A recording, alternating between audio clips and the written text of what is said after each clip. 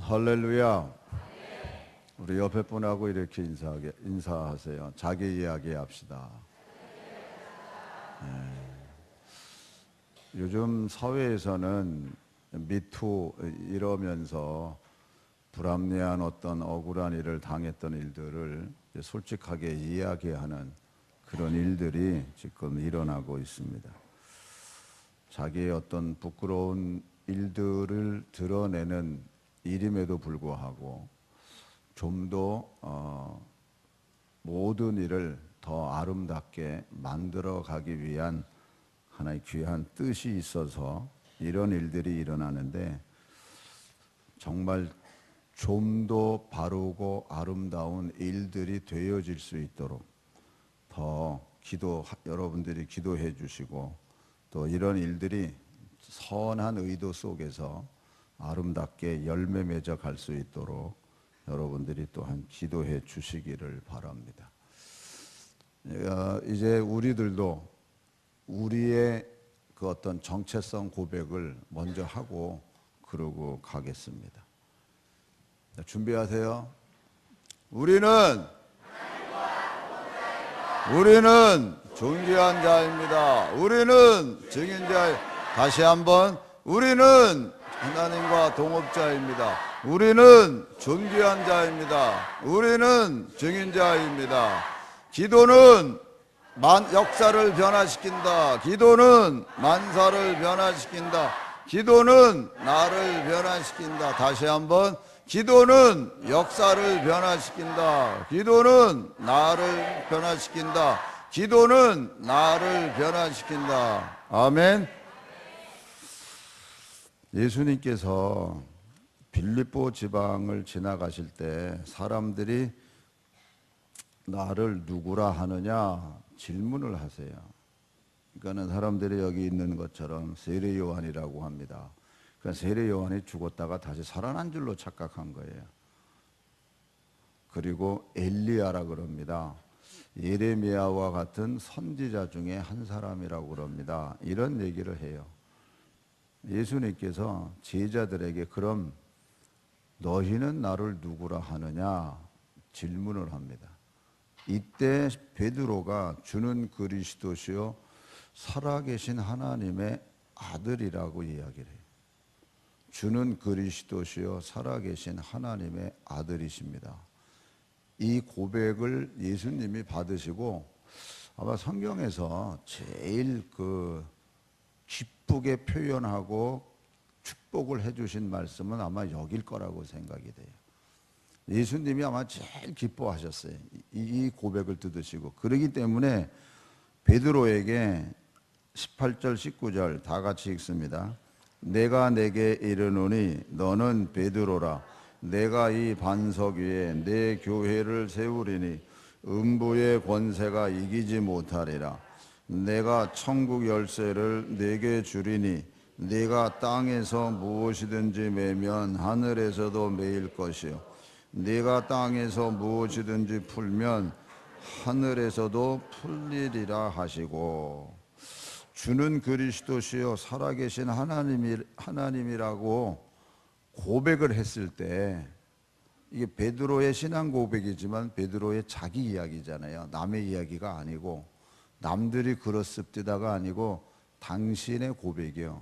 그러니까 주님이 이걸 보시고 그 고백 속에 내가 네 위에 반석 위에 교회를 세우겠다고, 그리고 거기에 천국 열쇠를 주시겠다고 어마어마한 약속과 축복이 여기에 담겨져 있습니다.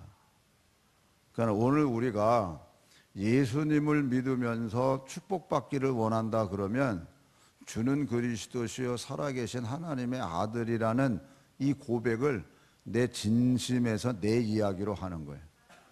진짜 주님은 그리스도시라고, 즉 메시아라고, 구원자라고, 그리고 그분은 하나님의 아들이라고 우리가 고백할 때 여기에 약속된 그 축복이 우리에게 그대로 임하게 되는 거예요.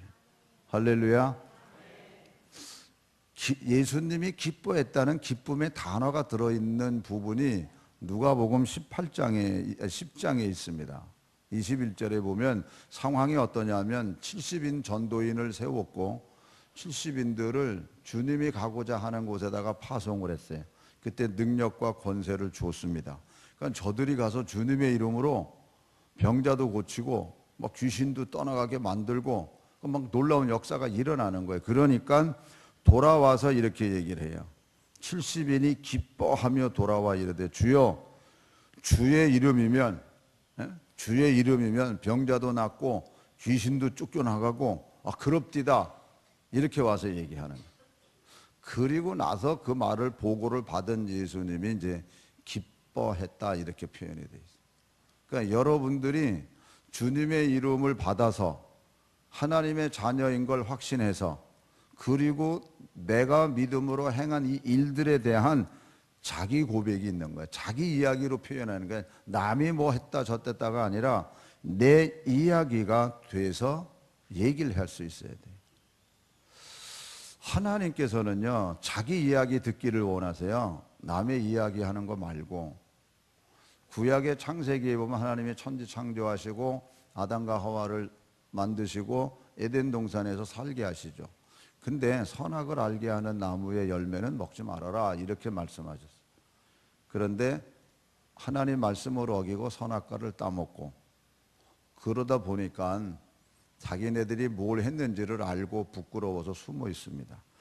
하나님이 오셨어요. 아담을 찾으십니다. 아담아 어딨냐? 왜 그렇게 숨어 있냐? 이렇게 질문했을 때 아담이 뭐라고 얘기를 해야 돼요? 자기 이야기를 해야 돼요. 자기 이야기. 제가 하나님이 먹지 말라는 걸 제가 먹었습니다. 하나님 용서해 주세요. 이렇게 자기 얘기를 해야 돼요. 그런데 자기 얘기를 하면서도 제가요 하나님이 만들어준 여자가 나보고 먹으라 그래서 먹었어요. 자기 이야기지만 핑계대는 이야기. 하나님이 원하시는 것은 자기의 정직한 자기 이야기를 듣고 싶은 거지 내 이야기를 하면서 핑계대는 이야기를 듣고 싶은 게 아니에요. 하와한테도 또 너 왜 그랬니? 그랬더니 하나님이 만드신 뱀이 나를 와가지고 이렇게 막 유혹해서 내가 먹었다고. 아니 제가 분별력이 없어서 하나님이 먹지 말라는 걸 내가 분별력이 없어서 그냥 먹었습니다. 용서해 주세요. 이게 자기 얘기예요. 핑계대는 얘기가 자기 얘기가 아니라. 아담과 하와가 에덴 동산에서 추방당하고 거기에 이제 가정이니까 가인과 아벨의 두 아들을 주셨어요. 그래서 장성에서 가인은 농사 짓는 사람이고 아벨은 양을 치는 목자예요. 하나님 앞에 때가 돼서 농부였기 때문에 곡식단을 하나님 앞에 드렸고 목자였기 때문에 양을 잡아서 양으로 하나님 앞에 제물을 삼았습니다. 그런데 하나님이 가인과 가인의 제물은 안 받으시고 아벨과 양의 제물은 받으셨어요. 그러니까는 가인이 화가 나잖아요. 왜 내 건 안 받냐고. 우리도 일상적으로 보면 그럴 때가 있잖아요.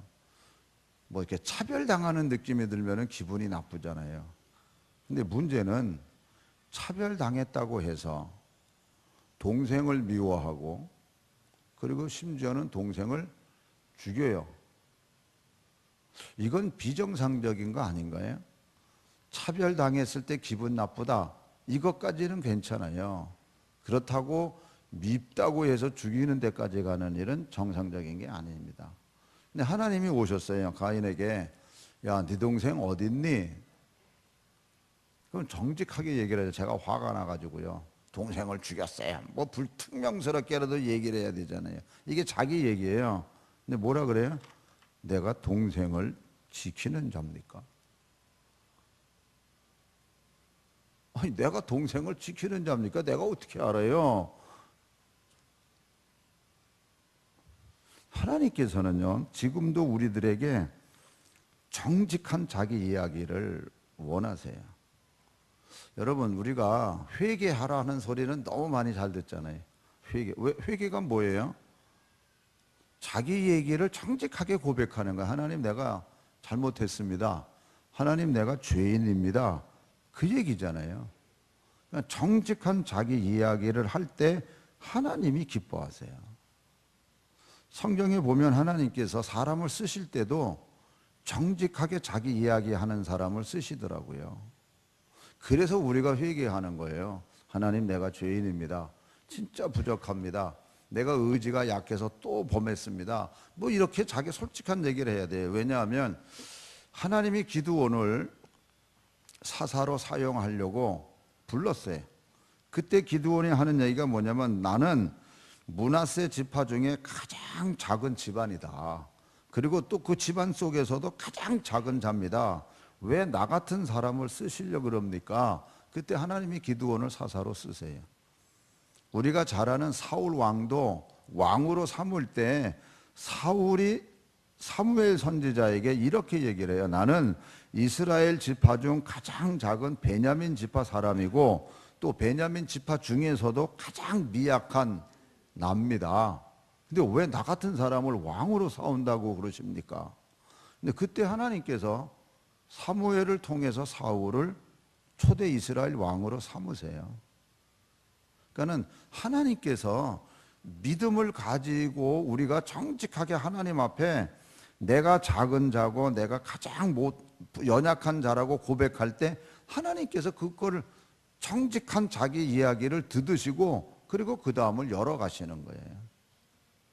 신약에 오면 사도 바울이야말로 대단한 인물 아닙니까? 그러니까 사람들이 바울이 왜 사도냐? 10위부터요. 왜? 사도라는 것은 12제자들, 예수님하고 같이 먹고 같이 생활하고 같이 다녔던 사람들이 사도거든요.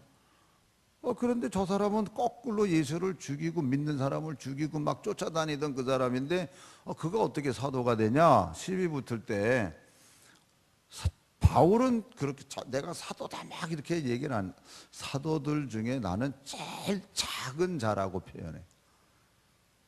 나는 사도들 중에 제일 작은 자다. 무사람들을 죄인이라고 얘기할 때 자기는 죄인 중에 괴수라고 얘기를 해요. 나는 죄인 중에 괴수다. 또 일반적으로 사람들을 얘기할 때 나는 만삭되지 못해서 태어난 사람이다. 그러니까 나는 부족하다고만 늘 얘기하는 거예요. 근데 놀랍게도 사도 바울을 통해서 하나님이 크게 역사하시잖아요. 그 역사하시는 그 진실된 고백이 갈라디아서 2장 20절입니다. 두 번 우리가 한번 읽습니다. 다 같이 읽습니다. 내가 그리스도와 함께 십자가에 못 박혔나니 그런즉 이제는 내가 사는 것이 아니요 오직 내 안에 그리스도께서 사시는 것이라.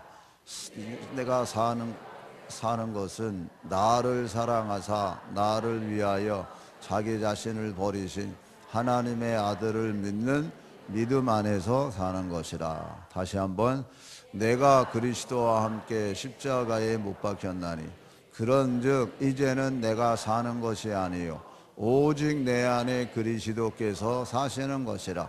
이제 내가 육체 가운데 사는 것은 나를 사랑하사 나를 위하여 자기 자신을 버리신 하나님의 아들을 믿는 믿음 안에서 사는 것이라. 아멘.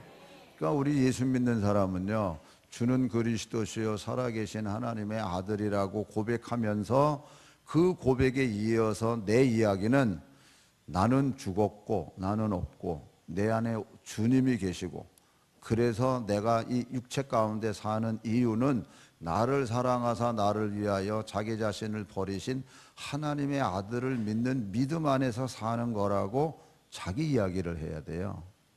남의 이야기를 하는 게 아닙니다. 그래서 이 고백이 바울의 고백이 아니라 내 이야기의 뿌리가 되는, 신앙의 뿌리가 돼서 그 다음을 우리가 열어갈 수 있게 되는 겁니다. 나는 요즘 어떤 이야기를 내가 하면서 살아가고 있나?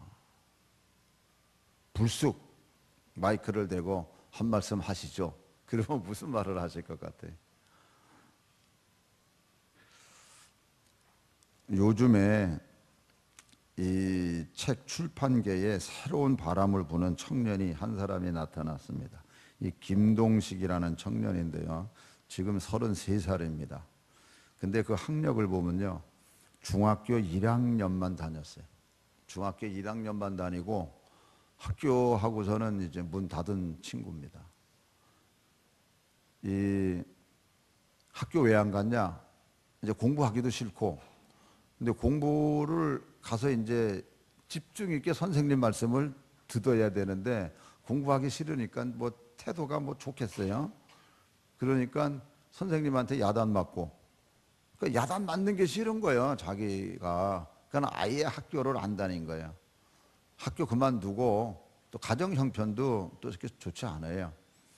그러니까 이제 PC방에 이제 다니고 막 이제 또 먹고 살아야 되니까 순간순간 뭐 아르바이트도 하면서 일단 생활을 하다가 어느덧 청년이 됐어요. 한 20살이 된 겁니다. 그러니까 그 모습을 이제 서울로 올라와서 이제 생활할 때 이제 그 외삼촌이 보고, 야, 뭐 공부 어디까지 했냐 물어보지 않고 배운 게 문제가 안 되고 몸뚱아리만 건강하면 일하는 데가 있다. 그러니까는 귀가 솔깃한 거예요. 왜냐하면 뭐 학교를 졸업한 게 있어야 뭐 취직을 하거나 뭘 하거나 아무것도 할 수 없잖아요. 근데 몸만 있으면 된다 그러니까 어디요? 그러니까는 저 성수동에 있는 주물 공장이다. 아, 그래 가 일하겠다고. 그래서 거기 들어가서 이제 주물 공장 지하실에 400도 내지 500도 되는 그 주물 그 아연을 녹이는 거기에서 일을 하기 시작하는 거예요. 거기서 일을 하면서 그 이 틀 속에다가 이제 그 다 아연을 녹여면 그거 물을 조그만 데 받아가지고 그 틀 속에다가 넣으면 이제 우리가 여러분들이 사용하는 이제 그 단추 이런 거 만드는 거거든요. 환경이 열악한 환경입니다. 생각을 해보세요. 거기서 일을 하고 이제 일하다가 이제 끝나는 시간이 있으니까요. 끝나는 시간 있으면 이제 가서 이제 PC방에 가서 이제 또 일도 하고 이제 거기서도 또 아르바이트 하는 거니까 아르바이트도 하고 그러면서 거기서 다양한 사람을 만나요. 다양한 사람. 그러니까 자기에게 손해를 주는 사람도 있고 자기에게 유익을 주는 사람도 있고. 그런데 이 친구의 진짜 장점이 뭐냐 하면 이런 열악한 환경에서 일하면서도 10년 동안 한 번도 결석해 본 적 없고 학교는 아예 1학년에 그냥 때려쳤으니까. 그러나 이제 뭔가 나도 하는 일에 열심히 하고 있다는 걸 자기도 가지고 싶은 마음이 있어서 아무리 열악한 환경이라도 10년 동안 한 번도 빠져본 적이 없고 여러 사람을 만날 때 또 하나 특징이 뭐냐면 자기에게 손해를 줬어도 어려움을 줬어도 그걸 다 이해하고 넘어가는 거예요. 그냥 PC방에 저는 거기 잘 가보질 않아서 잘 모르겠어요. 다양한 사람이 오는 거예요. 다양한 사람들이. 그러니까 자기가 거기서 아르바이트 하면서 다양한 사람들 만나서 얘기할 때 이 모든 사람들의 사연을 일단은 긍정적으로 다 받아들이고 다 친절하게 대해주는 거예요. 그러면서 이 친구 마음속에 뭐가 꿈틀거렸냐면 이렇게 만나는 사람들 속에서 글을 쓰고 싶은 게 생각이 나요. 글을 쓰고 싶은 거예요. 그래가지고 자기가 이제 글을 써서 이제 인터넷상에 글을 올리는 데다가 이제 글을 올리고 특별히 SBS 방송 그 2시 탈출 컬투쇼라는 그곳에다가 이제 자기 이야기를 써서 보냈어요. 근데 이게 당첨이 된 거예요. 그때부터 자신감을 얻어서 이제 온라인상에 이제 글을 올려놓는 거예요. 그러니까 철자법도 틀리고 뭘 이렇게 모든 게 다 맞지를 않아요.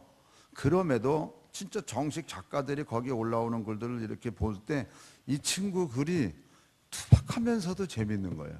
그래서 철자법도 가르쳐주고 그리고 이제 또 책 글을 어떻게 쓰는지 책 사서 좀 읽어봐라.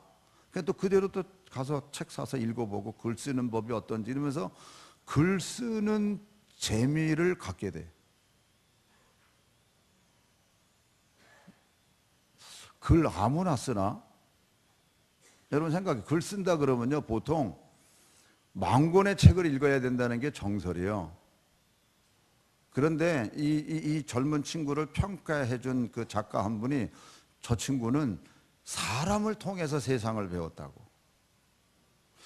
사람을 통해서 세상을 배운 이런 것들이 이 사람이 글을 쓰는 어떤 밑거름이 된 거예요. 그래가지고 신문에 난 타이틀은 이렇게 돼 있어요. 주물공장 이야기꾼, 지금껏 없던 글을 쏟아내다, 이렇게 돼 있어요. 여러분, 흔히 말하는 이 친구는요, 흙수저요, 흙수저. 뭐 조건이 있기를 하나, 누구한테 가르침을 받았나, 뭐 글 쓴다는 뭐 근데 자기가 진솔하게 자기가 경험하고 자기가 느끼고 생각하는 것을 글을 써서 만들어서 올린 글들이 인기가 있어가지고 그게 책으로 나왔어요. 요즘에 대박이에요. 그래서 제가 그 책을 봤어요. 샀어요. 그래서 단편 짧은 글들을 몇 개 읽어봤어요. 읽어본 결과 저도 머리가 띵 하고 얻어맞은 것 같아요. 어떻게 이렇게 글을 쓰지? 소재나 뭐 이런 내용이 독특해요. 상황 설정이나. 야, 어떻게 이렇게 그런데 모든 글의 뒷구세는요, 여운이 있어요. 여운이. 뭔가 생각하게 만들고요. 뭔가 이렇게 인정하고 긍정하는 쪽으로 방향을 잡게 만들어요. 아주 독특해요. 사서 보세요, 책. 아이들한테도 좋을 것 같아요. 어쨌든 그러니까 모든 거를 다 이렇게 긍정하는 쪽으로 다 자기가 생각을 하고 넘어갔기 때문에 글 속에 그런 것들이 배어 나오더라고요. 뭔가 이렇게 주는 게 있어요. 근데 이 청년은 진짜 아무것도 배경이 없어요. 상대적으로 반대로 김영석 교수님 같은 분은 완전 우리나라의 최고의 인테리 아닙니까? 최고의 인테리. 그래서 100년을 살다 보니 하는 책을 그분도 쓰셨어요. 자기 이야기 쓴 거예요. 근데 소박해요. 자기 자랑이라는 거 별로 없어요. 그러면서 아예 책 제목도 그런 게 나왔지만 예수 믿는 게 제일 행복하더라.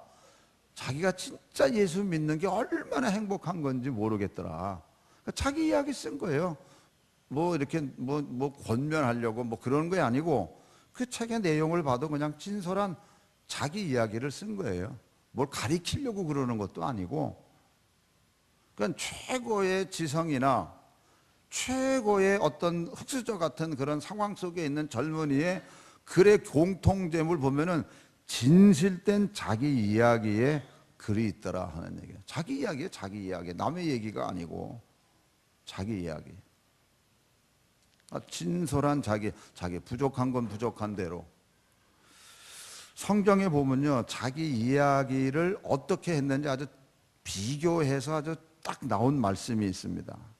그게 누가복음 18장 9절부터 보면은 이런 말씀이에요. 볼게요. 또 자기를 의롭다고 믿고, 자기를 의롭다고 믿어요. 다른 사람을 멸시하는 자들에게 이 비유로 말씀하시되, 두 사람이 기도하러 성전에 올라가니 하나는 바리새인이요 하나는 세리라. 바리새인은 서서 따로 기도하여 이르되, 하나님이여, 나는 다른 사람들 곧 토색, 불의, 간음을 하는 자들과 같지 아니하고 이 세리와도 같지 아니함을 감사하나이다. 나는 일해에 2번씩 금식하고 또 소득의 11조를 드리나이다 하고. 이거요, 없는 얘기하는 거 아니에요. 지금 바리새인이 자기가 지금 이렇게 하고 있는 거예요. 하고 있는 자기 이야기를 하는 거예요. 안 하는 거를 뻥튀겨서 하는 게 아니에요. 지금 자기가 하고 있는 일을 자기 얘기하는 거예요. 그런데 세리는 이렇게 얘기를 해요. 세리는 멀리 서서 감히 눈을 들어 하늘을 쳐다보지도 못하고 다만 가슴을 치며 이르되, 하나님이여, 불쌍히 여기소서, 나는 죄인이로소이다 하였느니라. 여러분, 세리니까 뭐 당연히 죄인이니까 당연히 이렇게 얘기를 하는 게 맞다고도 이야기할 수 있을 거예요. 아니요, 세리는 또 세리대로 자기 할 말이 많아요. 그런데 자기는 죄인이라고, 나는 죄인이라고, 하나님이여 그래서 나를 불쌍히 여겨달라고 했을 때 예수님이 이렇게 얘기하는 거예요. 14절에 내가 너희에게 이르노니 이에 저 바리새인이 아니고 이 사람이 의롭다 하심을 받고, 세리를 말하는 거지. 세리를 향해서 의롭다 하심을 받고 그의 집으로 내려갔느니라. 무릇 자기를 높이는 자는 낮아지고 자기를 낮추는 자는 높아지리라 하시니라. 할렐루야. 성도 여러분, 자기 이야기 속에 자기 자랑이 나오면 그건 교만이야. 성경에 아주 큰 핵심적인 단어가 뭐예요? 교만은 하나님께서 물리치시고, 교만은 넘어짐의 앞잡이고, 그러나 겸손은 하나님께서 세워주시고 축복해 주시고, 이게 하나님의 말씀의 삶으로 살아갈 때 틀이잖아요. 그러니까 자기 이야기하면서 자기 자랑이 배어 나오면 그거는 교만한 자가 돼요. 그러나 자기 이야기를 하면서 겸손이 깔려 있으면 그거는 괜찮아요. 우리가 다음 주 박태구 권사님 모시고 부흥회를 해요. 이거 전단지 여러분들 그냥 이웃집에 우리 교회 이런 행사 있어야 하고 알려주세요. 뭐예요? 나를 만나주신 주님, 자기 간증이에요. 자기 이야기하는 거예요. 이야기하는 간증자가 이야기 속에서 자기 자랑이 나오면 그 간증의 생명이 끊어지는 거예요. 늘 자기 자신을 낮추고 자기의 이야기를 해야 되는 거예요. 여러분 생각해 보세요. 예수님이 뭐라 그러셨어요? 내가 길이요 진리요 생명이라고 당신 얘기하셨어요. 그런데 그러니까 바리새인들이 볼 때 이건 뭐 이상하지 않아요? 바리새인 입장에서는요, 자기네들도 겸손하다고 하네요, 바리새인들도. 근데 내가 길이요 진리요 생명이니 나로 말미암지 않고는 아버지께로 올 자가 없다고 얘기하셨어요. 예수님 자기 얘기하셨어요. 당신 얘기하신 거. 그런데 그 얘기 속에 주님은 항상 자기를 낮추시고 겸손하셨고 심지어 십자가에 죽으시기까지 하신 예수님이세요. 그러니까 자기 얘기가 이만큼 높아진 얘기를 한다 할지라도 그게 삶 속에서 어떻게 나타나는 거죠? 예수님이 바리새인들의 저 이야기 속에서 다른 데 보면요, 사람들에게 이런 얘기를 해요. 바리새인들과 서기관들의 누룩을 조심해라, 이렇게 얘기하셨어요. 그들의 어떤 잘못된 영향력을 조심하라고 가르쳐 준 이야기입니다. 사랑하는 성도 여러분, 나는 내 이야기를 할 때 어떤 모습으로 얘기하고 있나? 그걸 한번 가만히 생각해 보세요. 내 이야기 속에 내 자랑이 깔려 있으면요, 그건 교만한 거예요, 여러분. 그러나 내 이야기 속에 내 겸손이 나는 아무것도 아니라고 이러면서 얘기를 하면 거기는 겸손이 깔려 있는 거예요. 하나님께서 우리에게 듣고 싶은 자기 이야기가 뭘까? 우리는 하나님 앞에 나와서요, 하나님, 죄인인 내가 왔습니다, 이렇게 고백하셔야 돼요. 아까 사회에서 미투 이런 운동이 지금 벌어지면서 여러 가지 다양한 모습으로 이제 나타나고 있습니다만, 우리가 그런 일을 보면서 비난하거나 뭐 이래서는 안 됩니다. 우리는 기도할 뿐이에요. 왜냐하면 우리도 자유롭지 못한, 말씀을 비췄을 때 자유롭지 못한 부분이 있기 때문에 그래요. 마가복음 5장 21절부터 볼게요. 마태복음. 옛사람에게 말한 바 살인하지 말라, 누구든지 살인하면 심판을 받게 되리라 하였다는 것을, 이게 율법이에요. 그런데 예수님은 뭐라 그러시냐면, 나는 너희에게 이르노니 형제에게 노하는 자마다, 여러분 형제에게 노 해요 안 해요? 해요. 더군다나 부부지간에 대판 싸우잖아요. 어떤 때는 형제가 아니에요, 부부지간에. 보세요. 그런데 뭐라 그래요? 심판을 받게 되고, 형제를 대하여 라가라, 이 라가라는 요 단어는 뭐냐면 욕이요, 욕하는 거예요.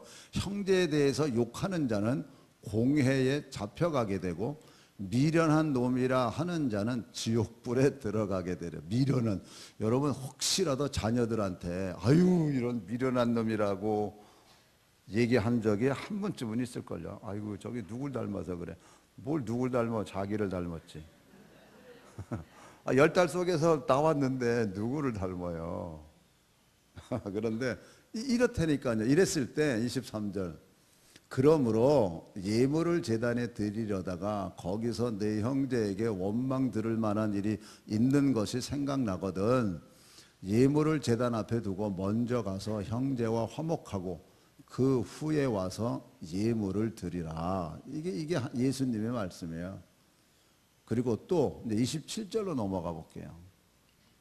또 간음하지 말라 하였다는 것을 너희가 들었으나 이거 율법입니다. 그런데 나는 너희에게 이르노니 음욕을 품고 여자를 보는 자마다 마음에 이미 간음하였느니라.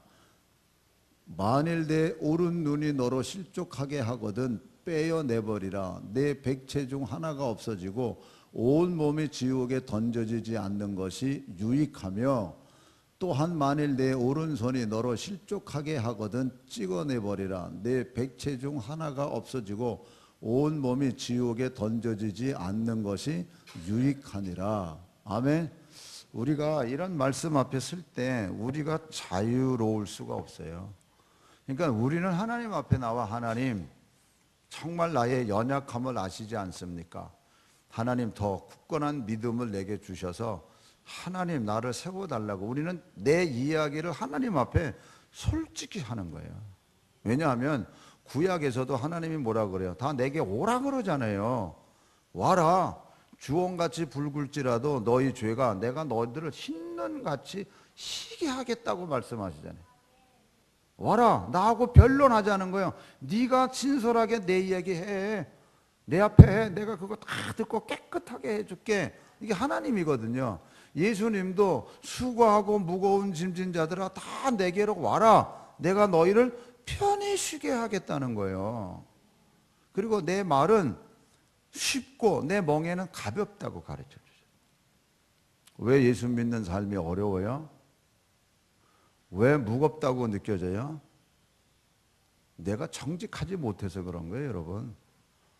내가 하나님 앞에서 진짜 내가 하나님 내가 죄인입니다라고 주님 앞에 나가면 그분의 은혜로 나의 모든 죄를 씻어주시는 그 은혜를 내가 맛보면 모든 게 가볍게 돼 있어요. 아멘? 내가 정직하지 못해서 그런 거예요, 여러분. 내가 하나님 앞에 내 이야기를 솔직하게 얘기를 하고 다 맡기고 내려놓으면 분명히 예수님 말씀하셨잖아요. 내가 주는 멍에는 가볍고 쉽다. 하나님께서 율법을 주실 때도 내 율법은 너희들에게 멍에가 아니고 가볍고 쉽다. 똑같이 말씀하셨거든요. 근데 왜 무겁고 왜 힘드나? 내가 정직하지 못해서 그래, 하나님 앞에. 가식으로 내가 나의 마음에 의롭다라는 게 깔려있기 때문에 힘든 거예요. 그거 다 내려놓고 하나님 진짜 내가 죄인이라고 고백할 때 하나님께서 우리의 모든 그리스도의 보혈의 피가 나의 모든 죄를 씻어질 뿐만 아니라 죄로 인한 하나님의 진노까지도 다 없애주시고 깨끗하게 해주시니까 진짜 우리는 마음이 편안하고 가볍고 쉼을 얻는 거예요. 할렐루야.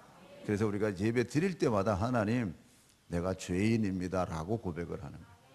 시편의 다윗이 모든 걸 너무나도 잘 알기 때문에 하나님께서는 상한 심령을 하나님이 원하신다고. 그 상한 심령이 뭐예요? 정직한 자기 이야기 하는 사람이 하나님 진짜 또 내가 또 죄졌네요. 용서해 주세요. 하나님 아무것도 물어보지 아니하시고 우리 스스로 할 수 있게끔 다음을 열어가시는 거예요.